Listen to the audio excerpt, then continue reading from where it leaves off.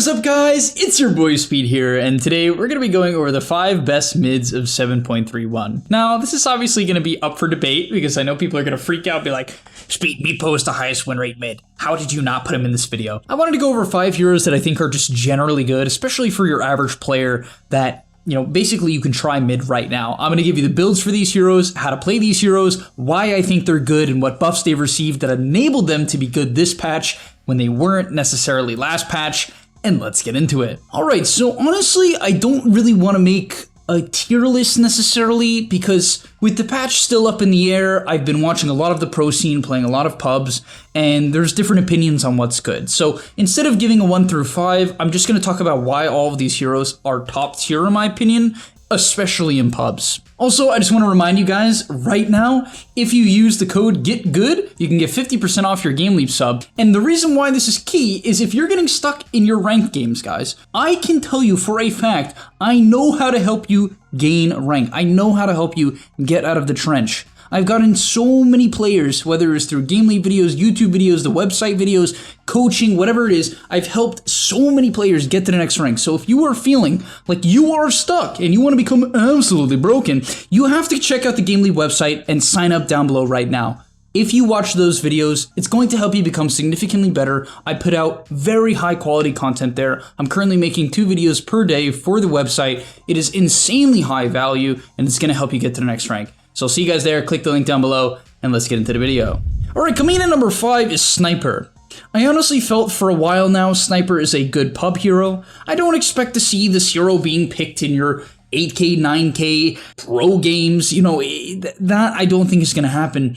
But the hero's win rate currently is 53%, and I've played it actually very recently. Sniper feels incredibly good to me. The hero's main weakness though is that as a mid laner, he struggles to make plays and he takes up a lot of space. However, he's a very easy to play laner, a very strong laner, and has a very simple to execute method. And on top of that, I think the Mask of Madness plus Take Aim build is incredibly good right now. If you don't know what I'm talking about, Take Aim currently has an active. When you activate it, you headshot every single auto attack for a short period of time.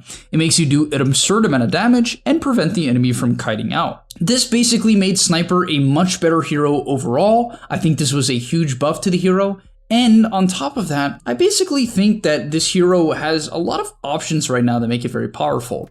I love the shard early on into the game. I'm personally a big fan of going Mask of Madness, Hurricane Pike, and the Shard. With this increased amount of mobility, you're basically impossible to catch, and you do an insane amount of damage through the combination of Shrapnel, the occasional Assassinate, and then Take Aim. You might be like, oh, Speed, you know, Hurricane Pike, Shard, where's my right-click item? Where's my DPS? You don't need it. Mask of Madness plus whatever talent you take at level 10, 15 damage, or 1 second Take Aim duration increase, whichever one you take with Mask of Madness is plenty of damage. After that, you can go into a Daedalus or a Silver Edge, depending on whether or not you need more mobility or just more DPS, and go from there. I really believe in this hero, so I wanted to put it at number 5, and let's get into number 4. Number 4 is maybe my favorite hero of the patch. There's 2 of my favorite heroes in this video, and one of them is Necrophos.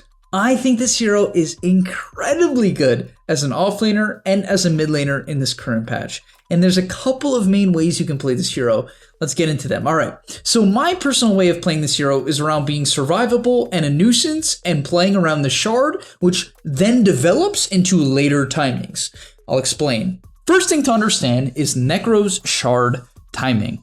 If you don't know what this is, you can now buy it at minute 15. Ag Shard was changed. It's minute 15 instead of 20. The Ag Shard of Necro gives you a second death pulse. It also makes the target ethereal, but really it's a second death pulse. That's the main thing to understand. The ethereal part's actually good, but it's primarily a second death pulse.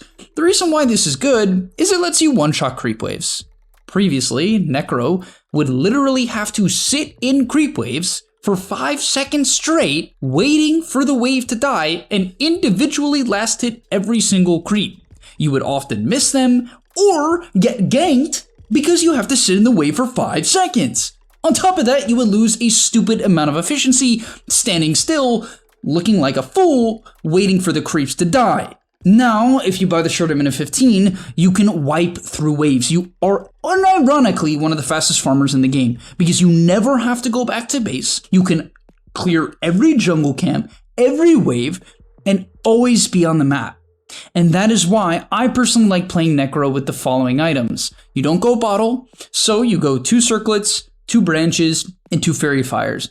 You can kind of switch up these items, but that's personally what I like going. After that, I honestly like buying a Wraith Band, but in the mid lane, it's kind of nice to go 2 nulls right away, and then just spam your Q off cooldown to farm the small camp and the mid lane. So in that case, I like having the extra mana regen and mana cost reduction on Necro, especially mid when you're really spamming your Q, so you can, once again, farm the small camp. From there, I like to go Phase Boots, Windlace, Wand every single game. It is a lot of stats, this is a lot of slots, and you might be like, oh, this doesn't seem that good speed, which is why sometimes you can actually cut out one of the nulls. You don't have to go 2 nulls, you can go 1 null into Wand, and then Windlace Phase Boots. But I really implore you guys, I really want you to try out Phase Boots Windlace on this hero. If you have a Wand, you take Ghost Shroud at level 5, that's personally the level I recommend you take it at, and you go these items, you are unbelievably good at not only getting kills and chasing people down, but also disengaging. And I even like to make my first item a 4-staff, which means you can buy a fluffy hat. If you get a neutral item, then you are even tankier, right? Assuming you get a pig pole or an ocean heart. Then at level 10, you get a strength talent. All of a sudden, you have 1500 HP, you cannot be killed, and at minute 15, you buy your shard, meaning you clear all the waves on the map, you get all the farm, you put so much pressure, you just completely close off portions of the map, and you can bait out team fights like crazy. The amount of times you'll get initiated on and be able to 4-staff away, baiting out a bad initiation, and then getting off your Ghost Shroud and heals is insane. I am winning high rank games. I am now ranked 59 playing Necrophos. I think this hero is insane. Well, partially Necrophos, but quite a bit of Necrophos. And the other way you can play him is around E-Blade. If you want to one-shot people, still go the shard at minute 15. I think you should rush this item every game, every time you can, and then you go E-Blade. Very simple understanding. Kaya gives you infinite mana. You can farm like freaking crazy. If you have Kaya on Necro, you never run out of mana. It is infinite mana. And then you can actually blow people up with your E-Blade, plus Death Pulse, plus, I forget what the shard's actually called. It's like Death Seeker or something like that. And then your ulti. And you can kill people from full HP. It's really good. Next up is Huskar. This hero did get nerfed in 7.31b, but it's still good. It's still a 54% win rate, and it doesn't surprise me. I personally like this hero as a mid laner because I think in pubs, if you can get off to a good start with Huskar and then just farm the small camp, farm mid, farm small camp, farm mid, and then farm the large camp and the ancient, you're gonna hit a high level like ridiculously fast. And now this hero really likes having levels. Reason being is his E, when you max it out, gives you magic resist. That was the main buff of 7.31 for Huskar. And frankly, it was just a massive buff. There's really not too much to say here. I think this hero is just a really good cheese hero to have in your back pocket. I'm not gonna lie to you guys. I don't think Huskar has to be a cheese hero, but if you're looking for some cheesy MMR, if the enemy team does not have Huskar counters, if you don't know what they are, I have videos on that.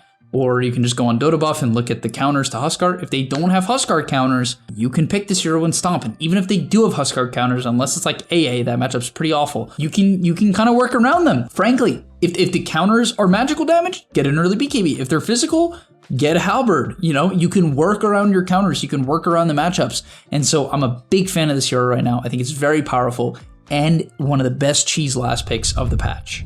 Next up is Void Spirit. I'm a huge fan of this hero right now. I actually love playing Void Spirit. And there's one main reason, and that reason is E-Blade. Man, the build up to this item just feels fantastic. I will say that buying E-Blade on this hero does kind of have this slight issue where essentially it gives you no proper defensive capability, right? You might be like, oh, the E-Blade, you can E-Blade yourself. Yeah, but that's not really what you die to for the most part as Void Spirit in the early game. Usually you get like chain stunned and then nuked and so on. So you can die if you rush E-Blade, but if you're having a good game and you play careful, you like really identify what threatens you and you rush E-Blade, the Kaya gives you infinite mana to farm, so you can split waves like crazy, right? You're really good at splitting map, which I love having in solo queue. And then in team fights, when you get your E-Blade, you can just blow up almost anyone. The amount of DPS you do is just ridiculous. I mean, it's frankly ridiculous. And the buildup is just incredible. Kaya in the Ghost Scepter, like it's just such a nice set of items to have. It gives you a decent amount of stats, a little bit of survivability. Obviously, the Kaya is insanely good on Void Spirit. Once again, the only thing you lack is a defensive item, so sometimes what you can do is you can actually go, I think you can go Kaya's Sange and disassemble it, which is actually not bad, or you can go Yules first, depending on what threatens you. Maybe they have a lot of silences, in which case you can rush a Yules.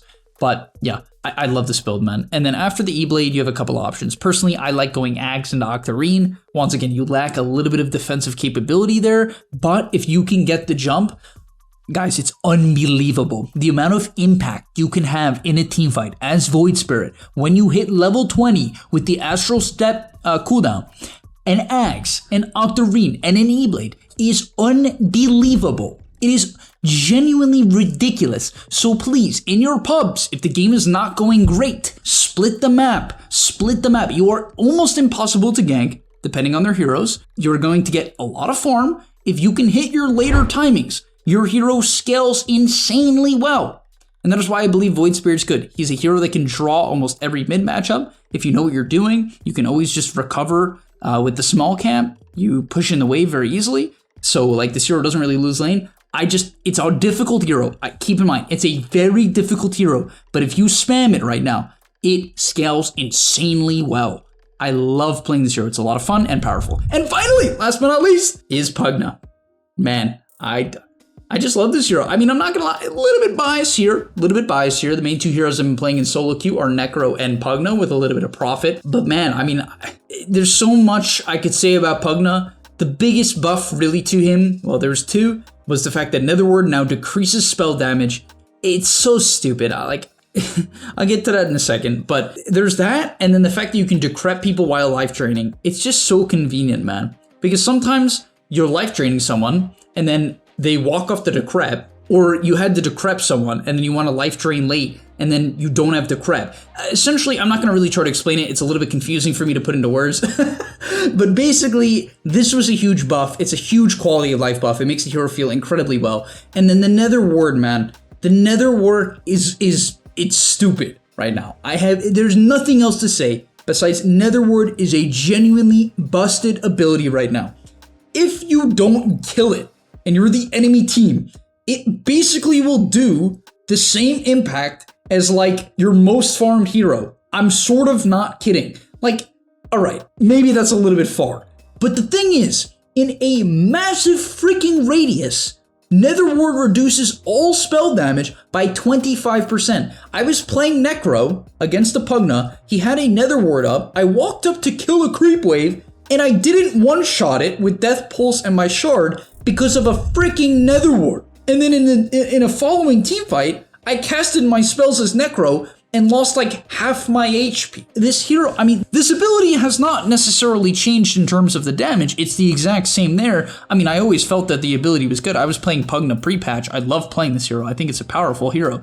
But then it got buffed. Right now, it's what it was last patch when I felt like it was pretty good. Like, I liked playing Pugna, plus a 25% massive AoE spell damage reduction. It's crazy. And on top of that, if you're playing against a Naga or a TB or a PL and they have illusions, you can buy your Shard. If you don't know what it does, you can life drain your Nether Ward, and then everything around the Nether Ward gets a life drain, including illusions. And if you know how life drain works against illusions, it kills them. So if you're against PL and you put down a Nether Ward, you can just kill all the illusions on a 7-second cooldown. They just die. So this hero used to be really bad against illusions, and now he just hard counters them. It's like, there's just so much versatility with Pugna right now. I think this hero is incredible. Once again, difficult to play, so be careful. If you're looking for an easier to play hero, I would go with the Necro or the Sniper. If you're a little bit uncomfortable with mid or your mechanics, I would go Sniper or Necro. If you're looking for a challenge, I would go Void Spirit or Pugna. If you're just cheesy and you want people to hate you, then play Huskar. But all right, thank you guys so much for watching. I hope you enjoyed, and I'll see you in the next one. Peace. And that's all, but remember, before you leave, before you tune out, subscribe to the gameleap website where we are going to help you get to the next rank. If you're stuck, click the link down below, and I'm out. Peace.